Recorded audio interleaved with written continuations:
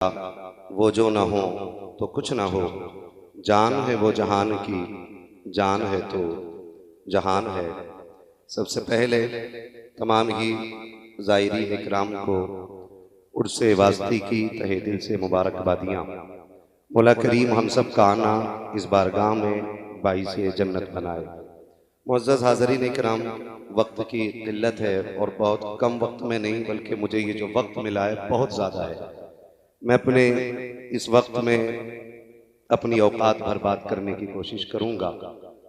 मैं सफ़र का आगाज़ यहाँ से करूं कि सारी दुनिया की निगाहों से गिरा है बेदम, सारी दुनिया की निगाहों से गिरा है बेदम, तब कहीं जाके तेरे दिल में जगह पाई है, तब कहीं जाके तेरे दिल में जगह पाई है।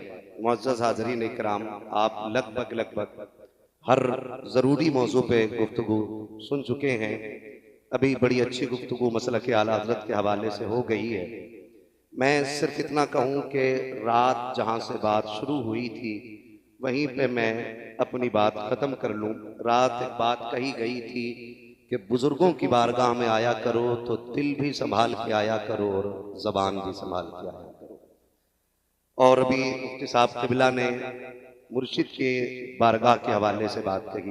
बस मैं एक बात अर्ज करना चाहता हूँ, मुरीद वो नहीं होता जो अपनी मर्जी मुर्शिद पे डालता है, बल्कि मुरीद वो होता है जो मुर्शिद की मर्जी में खुद ढल जाया करता है। मुरीद वो होता है जो खुद मुर्शिद की मर्जी में ढल जाया करता है। हमारी इरादत तो इतनी कमजोर है कि अगर एक तावीज़ से शिफा ना हो या फायदा ना हो तो हम खानकाहें बदल देते हैं। अगर एक दुआ से काम ना चले तो हम पीर बदल देते हैं। मैं सिर्फ इतना कहना चाहूंगा, खुदारा याद रखिएगा कि कभी ऐसा होता है कि गुलाम आकाओं को आजमाते हैं और कभी ऐसा होता है कि आका गुलामों को आजमाया करते हैं। रुतबे आसानी से नहीं मिला करते हैं।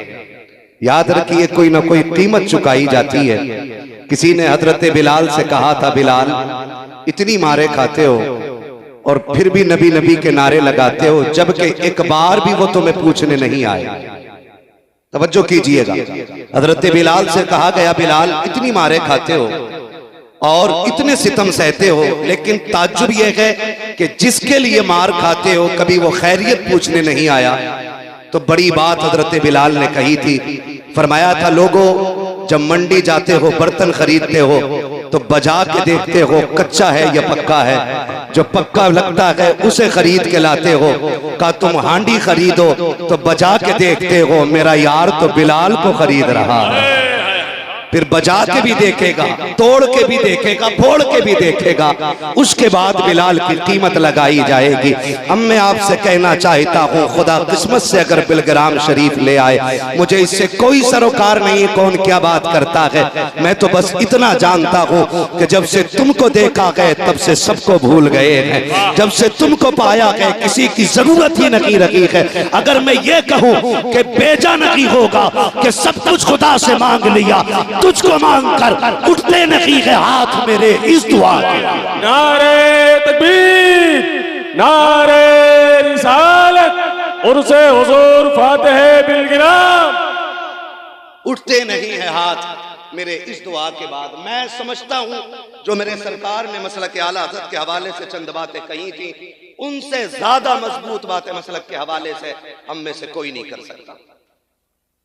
हम में से कोई नहीं कर सकता जितनी मजबूत बात सरकार रईसुल अत्किया ने कही थी। का मसला के आला हजरत यह है कि रसूल के दोस्तों से दोस्ती की जाए और उनके दुश्मनों से दुश्मनी की जाए। ये बड़ी बात मैंने हजरत की गुफ्तगू सुनी थी। हजरत ने फरमाया था किसी जलसे में, मसला के आला हजरत इतना मुख्तसर भी नहीं है कि चंद लोगों की मीरास बना के रख दी जाए। न किसी खास लिबास का नाम मसलक आला हजरत है, न कीमती घड़ी का नाम मसलक आला हजरत है, न रेबन के चश्मे का नाम मसलक आला हजरत है, बल्कि मुस्तफ़ा जाने रहमत से इश्क करने का नाम मसलक आला हजरत है। इश्क करने का नाम मसलक आला हजरत है। इस हवाले से गुफ्तगू हो गई है तो मैं अर्ज कर रहा था, कभी आइए बिलग्राम शरीफ, अपनी जरूरतें लोग लेके आते हैं और मैंने नहीं देखा कि जो आया हो खाली गया हो। कभी नहीं देखा भी। चंद दिन पहले की बात थी, शायद वो बंदा इस महफिल में हो। मीठे का डब्बा लेकर के आया, हम लोग बैठे थे 4-5 दिन पहले। उसने कहा कि जानते हो ये मीठा किस चीज का है? हमने कहा आप बताओ ना।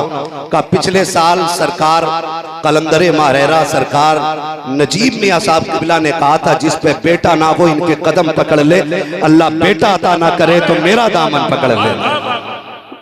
कहा कि उसी उर्स में, पिछले उर्स में भी साल पूरा नहीं हुआ है, का पिछले उर्स में मैंने दामन थामा और जिद कर ली कि बेटा चाहिए।